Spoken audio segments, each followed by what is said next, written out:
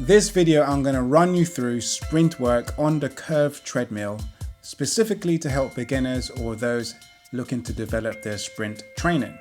Now, sprint work on the treadmill or the curved treadmill for this video is excellent for top speed work, power development and advancing ground reaction forces, which is your ability to transfer power and speed into the ground. We should be aiming for intervals between 10 up to 20 or even 30 seconds at near maximal effort with full recovery. So we want to be looking at recovery times between 90 seconds all the way up to about 3 minutes or more if needed. Now, this type of training is going to target your fast twitch muscle fibers and improve your VO2 max. Sprint training is considered highly anabolic, whereas long endurance work is highly catabolic.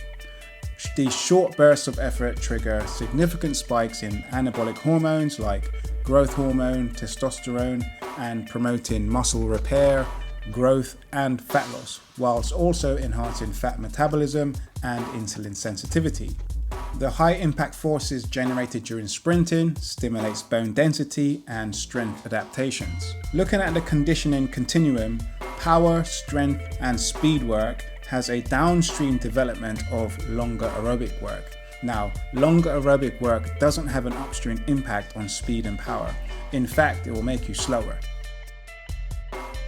Sprint training is max effort, so it's important to warm up fully and stimulate the nervous system ready for your sprint efforts. Sprint training is a skill, so it requires skill refinement and skill acquisition. Now, this is something that can put people off from sprinting because they can't do it, or they don't want to be seen as a beginner or look silly in the gym. They kind of avoid it, but that's not the right thing to do it. If you want to get good at sprinting, you have to practice the mechanics of sprinting, and you have to practice sprinting to get good at it. And that is why a lot of people in their older age don't maintain their ability to be athletic or sprint or create high energy forces because they don't want to look silly in the gym and they just stop doing it. It is also important to develop your sprint mechanics, so your front side and your back side mechanics. Your front side mechanics include your hip flexion, knee drive, and ankle dorsiflexion, whereas your back side mechanics include your elbow drive, your hip extension, and ankle extension. During the warm-up, it's a good time to work in some general tissue preparation and sprint mechanic drills, plyometrics, jumps, and CNS priming work aimed at developing ground contact quality. Front side and back side mechanics can also be included with elasticity work and motor patterning. A key to warming up effectively is to start general and then build towards movements that look more similar to sprinting or the movement you'll be doing in the workout. Right, I'm just going to walk you through some of the basics of the curve treadmill. Now, obviously the curve is self-powered, unlike most electric treadmills, and obviously running is one of the most functional things you can do. So if you can retain your capacity to run, that's going to help you long term.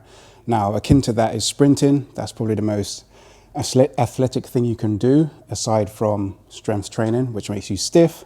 So if you can retain some of your athleticism and your capacity to contact the ground well, produce force and run effectively later into your years, then you're going to remain healthy, strong and capable. As a beginner, it's probably going to feel quite awkward at first because obviously the treadmill moves on your feet. Now, the easiest thing to remember is if you go fast, you need to go to the front of the treadmill. And if you want to slow down, you can go to the back of the treadmill, right? And generally during your workouts, you're not going to get up to full speed right away. So it's best to just maybe waste a few rounds just to build up to the speed that you need to work at or the workout that you have, so you can just get comfortable with the treadmill. Now, especially as a beginner, it's probably going to take you about 3 to 5 workouts to get used to the tread moving underneath you, but also being able to manipulate it by going up to the top and slowing down in the middle, etc.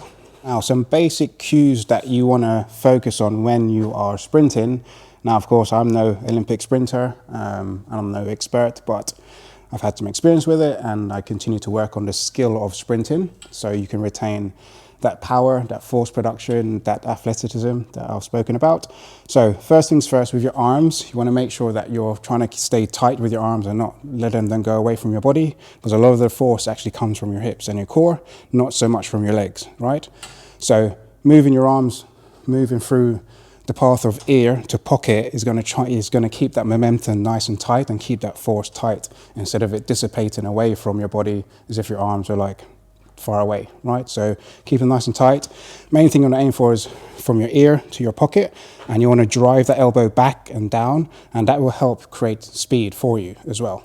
Moving on to the legs. Now, one of the main things people get wrong with sprinting is they overstride and then they get a heel strike, and that's how you can strain your hamstring. So one of the benefits of delivering or executing or practicing your drills for your mechanics and your sprint drills is obviously technique, especially with pulling the knee in, keeping tight, and then driving down and pushing through the hip and the trunk instead of overreaching at the leg, losing all that force, heel striking, and then straining a lot of the muscles that you need to use for sprinting. So when you're going through that sprint with your feet, thinking about pulling the knee in tight, driving down underneath the hip, and then pushing through your hip and staying tall, and obviously the arms are going to help that momentum as well. Now, obviously sprinting involves generating a lot of force from the hips and core, and we want to transfer that force into the ground, and that's what effectively propels us forward. Now, walking, running, sprinting, it's all just hopping down the road or along the ground. Now, obviously, when you get better at hopping down the road, you bounce quicker and spend less time in ground contact. So when you're up to top speed, as you're doing on the treadmill, or when you're doing long distance sprinting, which is like 10 to 20 seconds, you're going to want to be reducing that ground contact time. Now, if you're heel striking, you're increasing ground contact time. So when you're pulling through and driving the foot back down underneath the hip, you want to make sure you're hitting through the midfoot or your forefoot, and then obviously pulling that knee back round into the front side mechanics, driving back down through the hip and continuing like that. 10 seconds.